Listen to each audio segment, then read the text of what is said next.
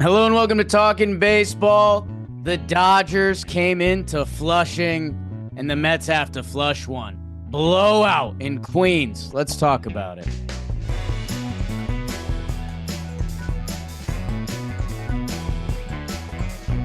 PK. Shohei with runners on? I don't know.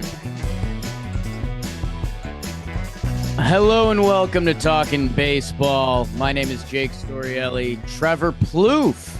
You might remember he played and he knows ball, and now he coaches ball. Produced by BBD. NLCS Game 3, a 5-game set. They split the first two. We're coming to New York. It's going to be rowdy. It's 53 degrees.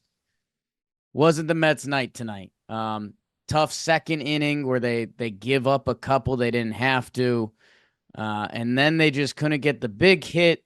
Kike, that's all he seemingly does, and then it gets ugly late. We'll get into that, and we'll talk about some of the storylines of the series. Trevor, how are you doing? I'm doing great. I'm glad you brought the temperature up again because I turned on, FS1 to watch the game. I see our favorite cast of characters in A-Rod and Ortiz and Jeter, and they all have like OJ gloves on. It's the only way I know, like leather gloves. Click.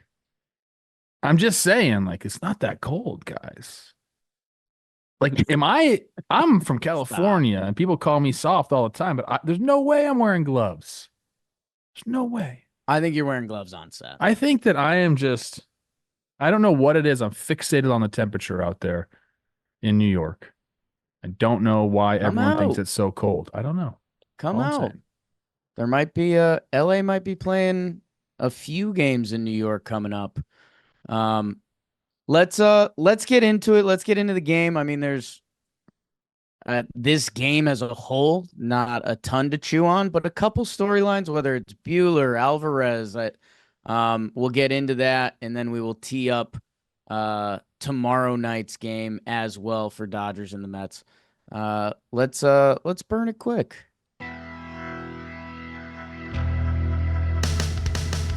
The best of the West would face the beat to the east in beautiful Flushing, New York.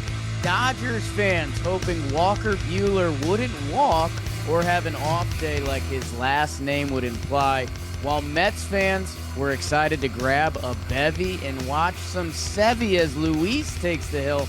Top two, sloppy D from Haley Welch's Mets. Teoscar hits one about 2 feet, but Tate McRae Alvarez gets greedy, throws to second, no out. Sevy bobble, infield hit. Dodgers get 2 on the board.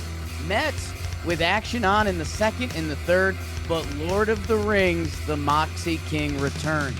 Buehler gets out of it. 4 shut from him, and that well-rested Dodgers pen set up cup humps for everyone. Kike does it again. 2-run homer. 4-0 Dodgers in the 8th. You ain't got to go home, but you got to get the hell up out of here. Showtime. Ohtani, 3-run homer.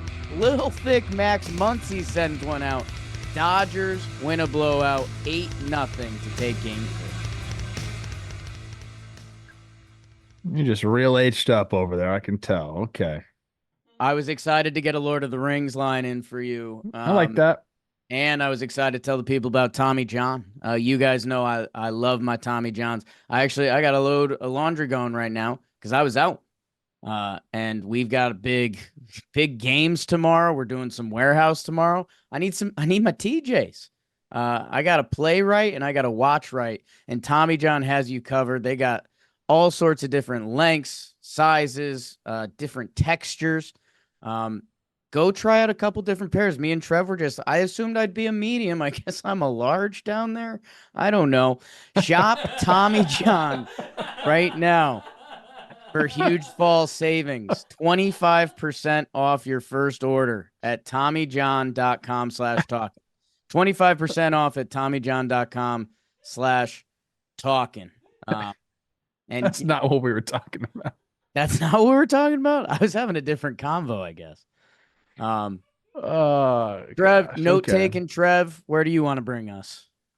Okay. I think my main takeaway here. First, I thought Sevy kind of got erratic a little bit there. I thought the stuff looked good. But he was just kind of, 4 walks and 4 2/3. And I thought the Dodgers did a good job of not chasing out of the zone on some tough pitches. But I thought the stuff looked good. And then 'cause I guess that was my main question coming into that was how are these two guys going to look? I mean, there's question marks for both of them. Walker, I thought, man, like this is going to be a hot take or not. I don't know. What is a hot take? I just say things that I think of. Nice. Yeah. I think that's speech. That's like language. Um, Having Walker look like this, I know he only went 4 innings, but he did strike out 6. I believe he had 13 or 14 swings and misses. It was a little bit of vintage Walker. And not that I'm giving the Yankees the series and saying they're in the World Series, but what I'm saying is I wasn't sure that the Dodgers could really line up with them without the starting pitching, like kind of figuring it out. And dude, if Walker Buehler can put together a start like this and kind of even build on it, it makes me think, wow, like they have, and not that they didn't before, but like I feel like a real deal World Series like shot here. I coming into the game, I'm still questioning the Dodgers. Like, do they have enough pitching? We know the bullpen's good. Right. Is he going to get exposed in these 3 games? If Walker goes out there and gives up, it doesn't look great, and he goes 1 2/3, and it just can compound itself in these 7 game sets.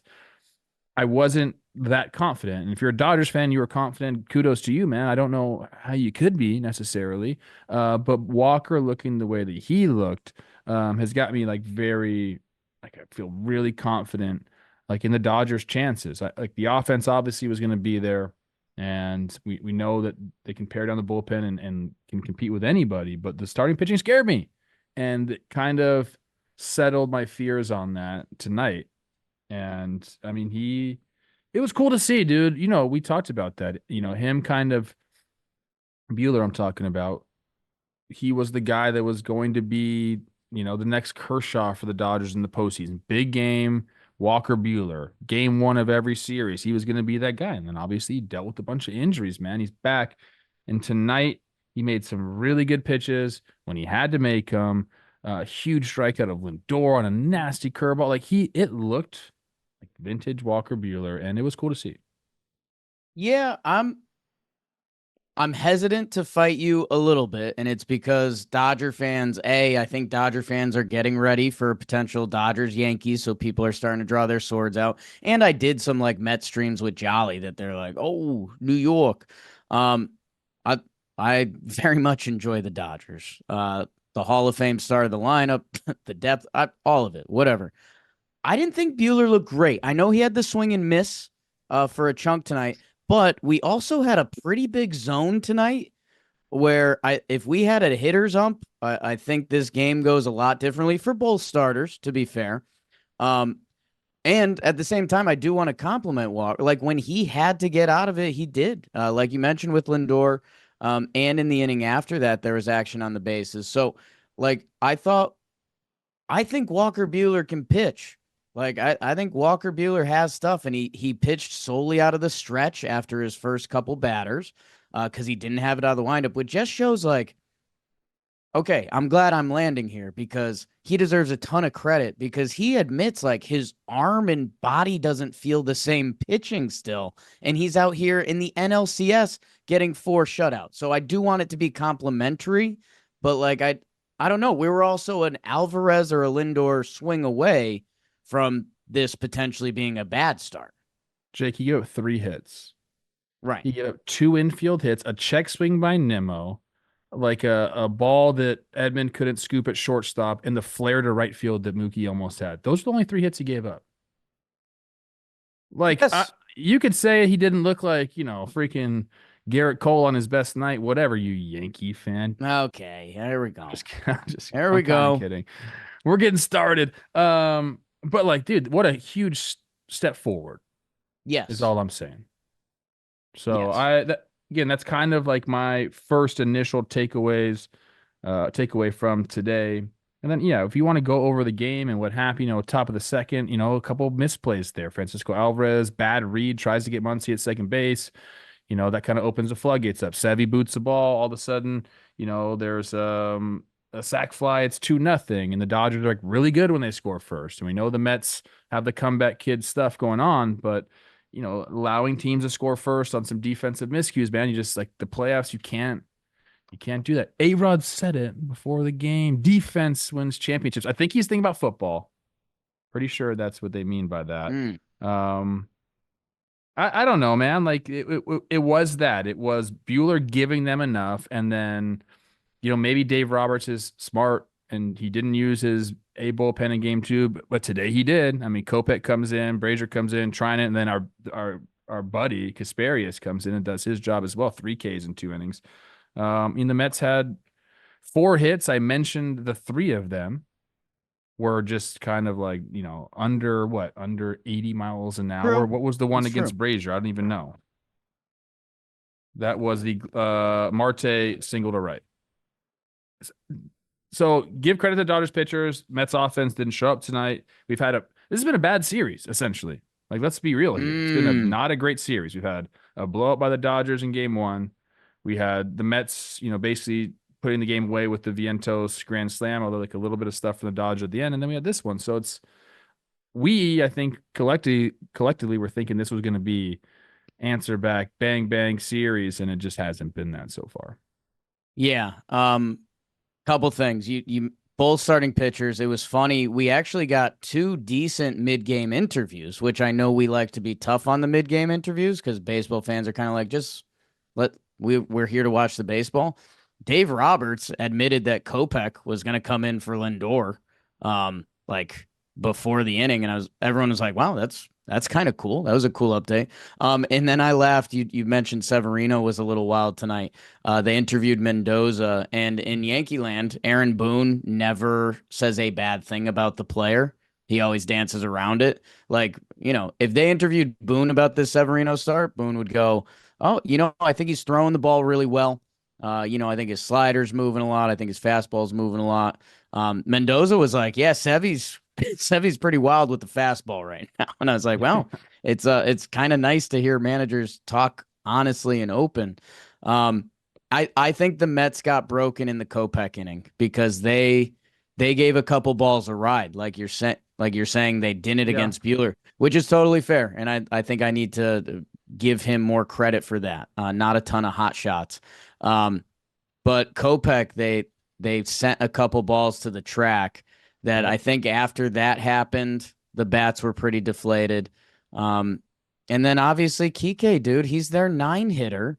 And if you're doing postseason batters over the past 4 or 5 years, he is one of the best. And he's only playing because Miggy Rowe went down. So it's where the postseason is wild. And I think front office executives don't know how to give each other credit because,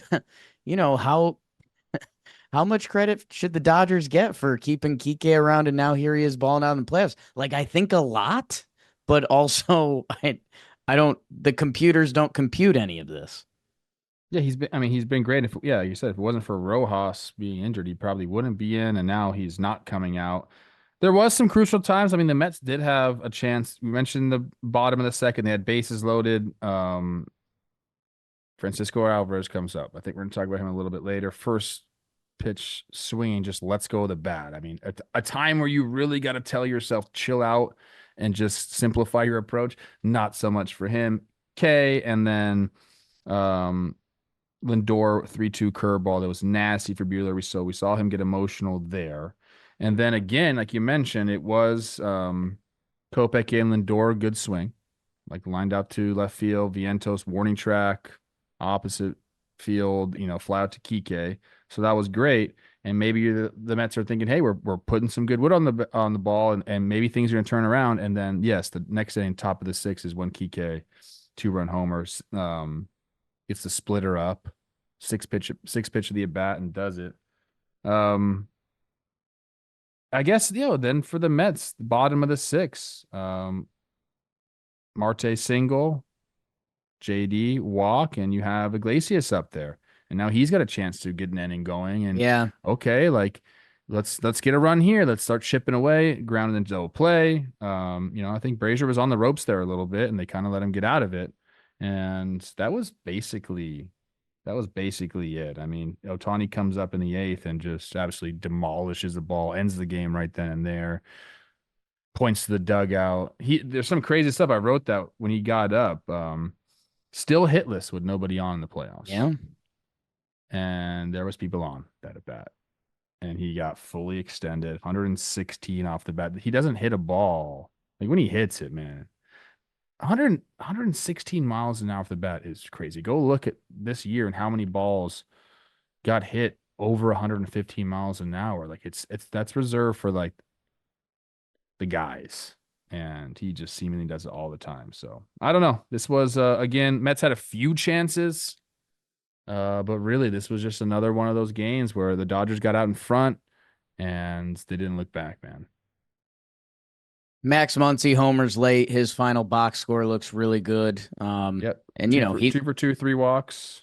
That's he a Max Muncy fucking line right there. he hits cleanup in this game. Like that's big for them. And yeah, I want to talk bullpen strategy. I want to talk Alvarez a little bit.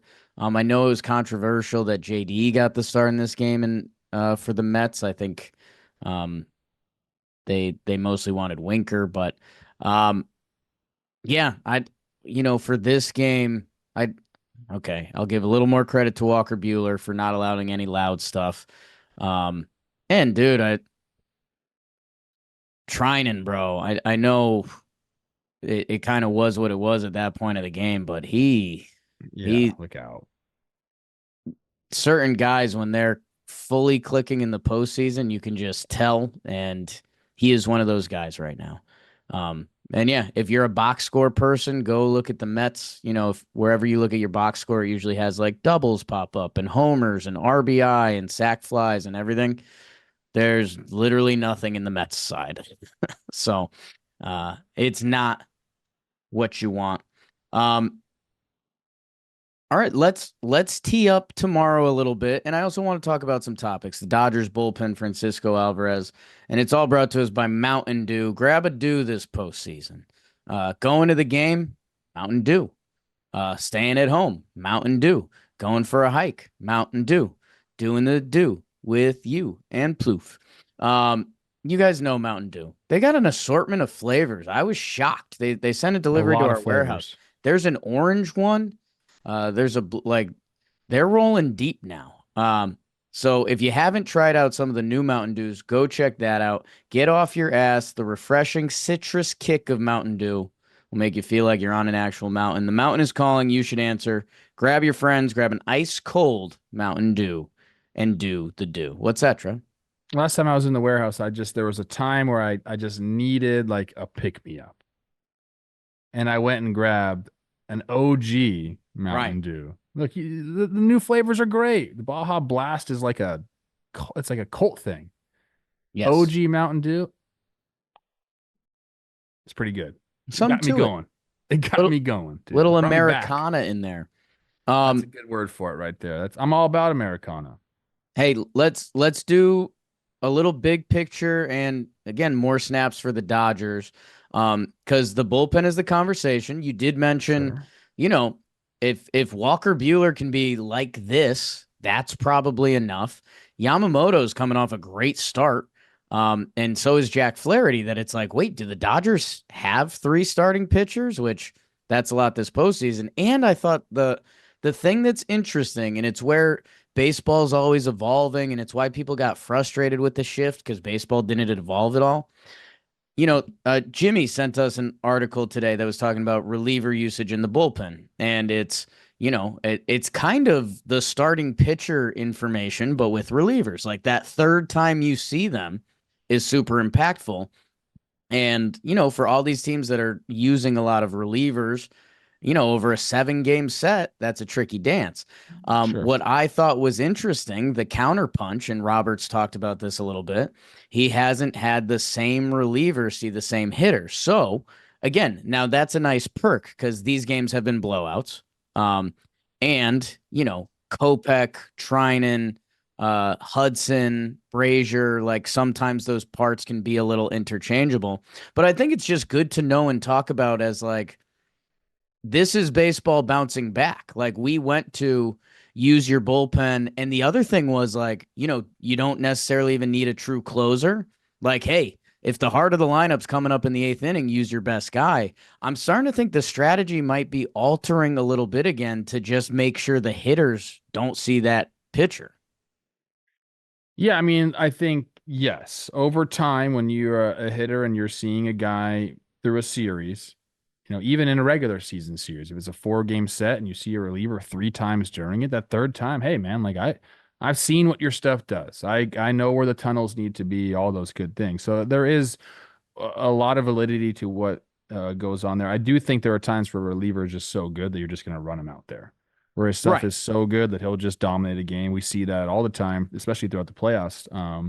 So there's a balancing act, and that's where managers have to make decisions. That's the biggest. Oh. Hey, that's the biggest thing because you can run the numbers, you can have all these lanes and all these things, but a lot of the time it still is eye test with these relievers coming in. Okay, look, we have the Statcast, we understand exactly what their velo's doing, the pitch shape, everything.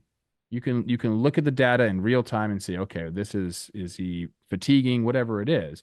But there's still like, what's the guy in the box look like against him? How are the takes? How are the swings?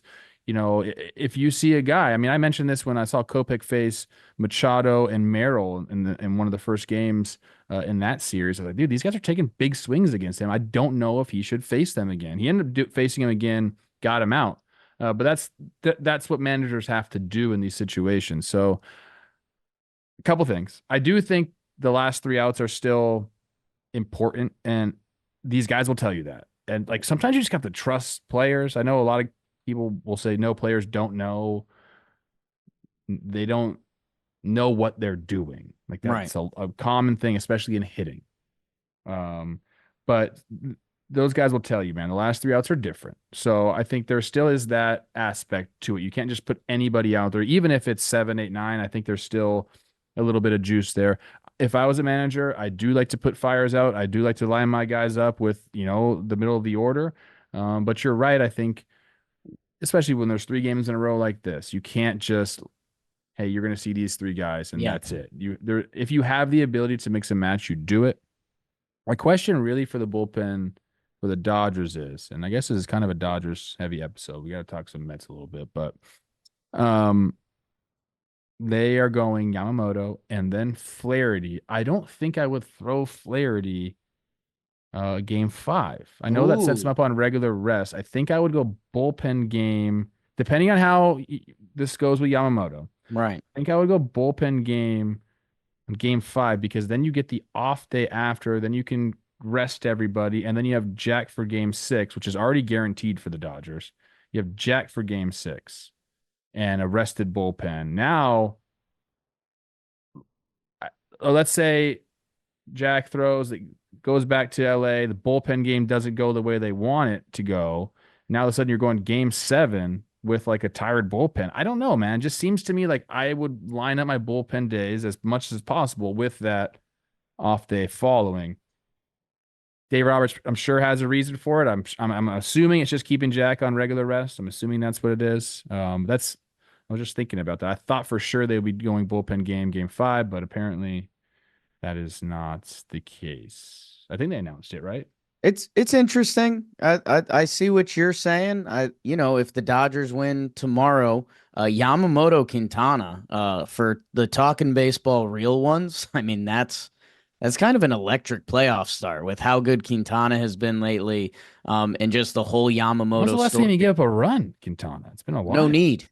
No Yeah, what's need. that about? I think he was on the White Sox in 2018. Like It's he's true. just stopped doing that.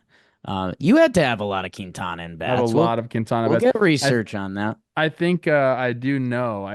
I associate myself with having really good numbers against Quintana, and I don't. Okay. Lefty, like, Right. but I Right. I don't. mean, we've definitely done this before, I think but he's blowing my doors off like quite a bit. um I'm excited for that. Yeah, and the story could change, but also probably not. Looks like research has it. Oh, research doesn't have it. It's okay. Um, I guess for me, hand coming for you, Trev. Uh, I guess for me, dude, it's what you just said about the bullpens. Manage it. Like, who knows what tomorrow's going to bring? Yeah, You could have a 15 inning game. You could get your doors blown off. You could blow their doors off. Manage it, and it's the same thought process with the bullpen. Like sometimes we get too religious with the numbers, where it's like, hey, maybe if you have a reliever that throws 90% one pitch, maybe you have to be a little more careful letting him see the same guys. If you have a 3 pitch mix reliever, maybe that guy can be a little more fluid. For Jack, I think it's a situation of, dude, if they can close out the series, say they win tomorrow sure. and you can throw Jack on regular rest, you do it. And if it's a 2-2 series and you need to win a game, I think you kind of have to throw out Jack on regular rest. So, I don't know. I just talked myself out of it. Yeah, okay. Who knows if Jack ends up starting Mm, in game 5? Maybe they can divert their plan depending on what happens tomorrow. You never sure. know. The good news is from BBD, 9 for 31, homer, two doubles, 857 OPS for you versus Quintana. That's pretty nice. There's another lefty that I'm thinking of that I just don't have good numbers against. And maybe it's Erod. He did Maybe I'm strike thinking you out Erod. 10 times, so it was kind of a clear winner either Yeah. way, it seems like. I think Okay. Erod is the guy I think that Erod had is who I'm you. thinking about. Yeah. Sorry. Um, and yeah, Dave Roberts said that Yamamoto for today's game, whenever you're listening, and Flaherty in game 5. So, Okay. I Oh on the for 11 Dodgers versus side, I Erod. mean, hey, again, they're trying to get 4, 5, 6 out of Yamamoto, get it to this good bullpen again, win a game. The lineup is looking strong for them. I mean, Lux kind of isn't clicking, but everyone else is kind of getting on base or showing signs. Freddie hobbling around a little bit, and you know, it's not pretty on that double play they turned. Like Freddie was looking hurt. Um, for the Mets, obviously you watch this game. Like I think they talked about after the Dodgers got was it the Mets got blown out in game 1 and they had like a bus party, and it's like sometimes athletes are just ridiculous. Like I I don't love know. a bus party. I mean, I there's know nothing that better than that. There's always a DJ on the bus. It's you have to have one. So it depends on, your team who it is, but Trev, there's not a lot of people that walk away from a bus party day and said I had an awful time. no. Like unless you're on there for too long and, drinks start coming back up. But dude, I don't know. If you're the Mets, you obviously need Quintana to continue just not giving up any runs. Um, and then, yeah, I guess for me, because I look at the Mets lineup and they've had some, I mentioned the DH decision. Tyrone Taylor and Bader was kind of a thing. That's kind of out now. Um, the only thing in Metsland that I'm like, God, you gotta, dude, Alvarez, man, that's a kid who's over his skis right now, and he's in a funk, and you see all the telltale signs of a slump. Like he takes the big swing at the pitch he shouldn't. And then, I think Buehler threw him kind of a hanger for strike 2 over the middle that he just watched. He threw his bat after he comes up to the plate, and they're like, yeah, the Mets coaching staff was talking how they talked to Alvarez and, told him to kind of take it easier up there as he throws his bat. What do you do with a young player in this spot? You just have to get it across to him like it should have happened a while ago. Sometimes you have to sacrifice one at bat to get yourself feeling back in where Mm, you need to be. like that. So, maybe in that game where they dominated the Dodgers, like you take an at bat and you try to get jammed essentially. Like what he's doing right now, he's flying open. He's not really seeing the ball deep. He's got his recognition phase is basically gone. So you just really have to at some point you can try to do it in BP as much as possible. Try to work in the cage as much as possible, like seeing things deep. Uh, I always say and do it in the game. It's tough to do that in the playoffs. Like Right. giving away any at bats in the playoffs is not I wouldn't recommend it. No. But what he's doing right now, like you said, today, 3Ks and um, he looks a little overmatched. I would just, you got to see the ball deep, especially when you get up in that situation that he did with bases loaded, one out. Like, it's so hard to tell yourself to chill out. It's so hard to say, man, all I got to do is let the ball travel, put my barrel on it. The good things are going to happen. You get up there and you're like, I got a chance to hit a grand slam here. If I put one in the gap, think about how crazy this crowd is going to go. I could Yeah. be a hero. Those are all thoughts in your mind as well. And, the veterans can stop those thoughts because they know those thoughts don't lead to the good things. The Right. good, like when you have the opposite effect, when you're thinking about, hey, good at bat, good team at bat, that's when the good things happen. So I think I always tell people during a time where you're feeling like you're flying out and you're not having that recognition phase, high velo takes in the cage. Just get in there, train your eyes to see the ball going, 105 miles an hour and try to be as smoothly on time as possible. It's a term I like to use, like just smoothly on time with that. And then when you get in the game, things aren't 105 miles an hour, so it slows down a little bit. The game's fast for him right now, even behind the plate. Yeah. So, that's what I would do. They obviously need him. Their bottom of the lineup has not been great. And we're getting the Dodgers have kind of seen a little bit of the opposite, man. Like Kike at the bottom has been awesome. Yeah. And then like Edman has been, I think, such a pest and like so fun to watch in these playoffs. We didn't even really talk about that Tyrone Taylor catch, which was awesome and saved a bunch Yeah. of runs. But that at bat first and third, Edman's flashing bunt. And he's like, I can do it this way, or I can almost hit a 3-run jack. Like he's so versatile and so fun. But the Dodgers have gotten, I'm looking right now, 8-9, 321 average for Edman. Obviously not a lot of slug, but 321 average for him, 333 for Kike. I mean, that's a stark contrast from, Tyrone Taylor 138, Bader 143, Alvarez 143. Like turning the lineup over is very important in these series, and the Mets haven't been able to do that yet. Yeah, like that was their only rally today. Alvarez can't get it, and Buehler throws a couple nice curveballs to Lindor. Yeah, and I guess how about Trev? This is being full circle. This is us being just nice at it. I'm Chris Okay. Rose's pupil. Tomorrow, the game 2 conversation and the convo we just had. Obviously, we talk about playoff game, get the lead. If you're the Mets, the last time you got blown out in a shutout, Lindor hit a solo homer. You guys went up 6-0. Good formula for playoff wins. Put that in your analytics. Trev, I guess what I'm excited to see, say the Mets do go up 2-0, 3-1, something like that. How aggressive are they with the bullpen? Because we just kind of did this conversation that game NLCS game 4, it starts turning into that you can only be saving your bullpen for so much. They try to do it again today. Mendoza's like that's kind of been his strategy. If they get down early, he brought in Reed Garrett today to keep the game close. He said it in that one interview.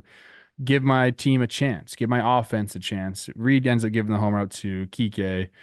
So the game ended up kind of getting away from him there. But I think that is his mentality, and I do think he will be super aggressive with the bullpen if they get the lead. I do, depending on what Quintana looks like, because these games are starting to get must win for the Mets. They are. Sure.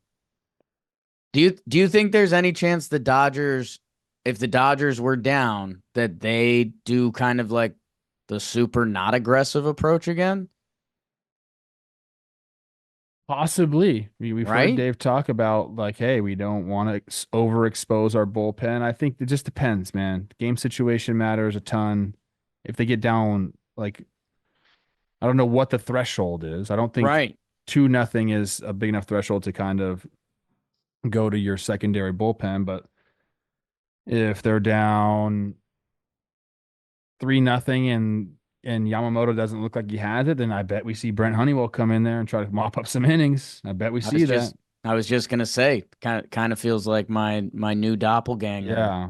Honey. Like it, yeah. And 3 was the number in my head. I was gonna throw out a 4-1 game. Like from everything we've seen, you're not seeing Kopech, you're not seeing maybe Hudson. We talked So about. yeah, Hudson he needed some time. I guess he came up a little sore after the first game and he needed that time off. He didn't pitch game 2, got the off day, didn't pitch tonight, so he should be good to go.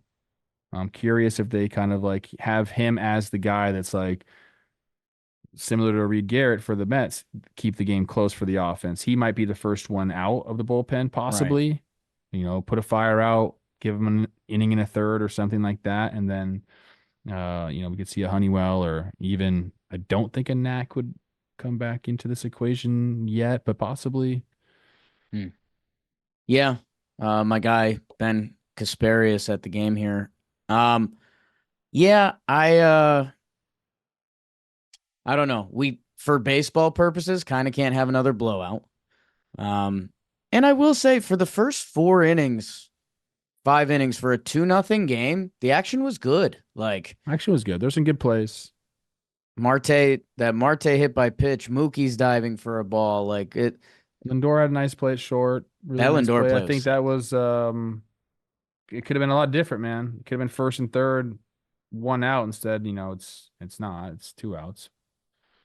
So yeah, I mean, look, there was some good baseball being played, but we haven't had the good finish to a game. It's been boring. We wanted to start this show early in the 8th inning. Yeah. We're like, hey, let's get this thing going. It's great. It's That's a great. never. We don't want that. We don't want that. We don't want that. We don't want that. Love you, John Smoltz. Love you, Trev. Love you, Beebs. We will be back tomorrow. There will be a Talkin' Yanks live stream on Talkin' Yanks. Go check that out. And then we'll be doing Talkin' Baseball. One of the last double dips of the year. It sucks. I cooked Isla butter pasta. Look at that. Woo! Come on, man. It's fatherhood. Man, good butter pasta as a kid. Do butter pasta, put a little bit of the pasta water, some good salted butter, some Parmesan cheese, a little squeeze of some lemon, some salt, and some cracked pepper. Oh, Parmesan.